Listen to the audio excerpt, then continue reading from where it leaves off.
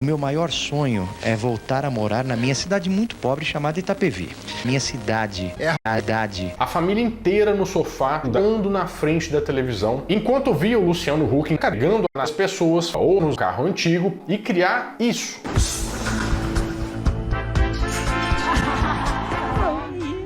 Caraca, ficou lindo. Também tinha o Lalo Doce Lalo, onde os parentes faziam alguns desafios para poder ter as pessoas reformadas.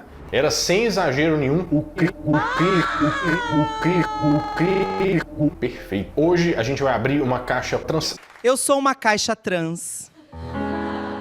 Esse tipo de programa já surgiu no rádio, junto com alguns instrumentos musicais, por exemplo, um que se chama Orgago. Carlos estaciona em uma rua tranquila. Subir um lance, abre a porta. O final da novela das 8. Neca. Peraí, esse negócio tá carregado, lê lá. Neca. Lê lá!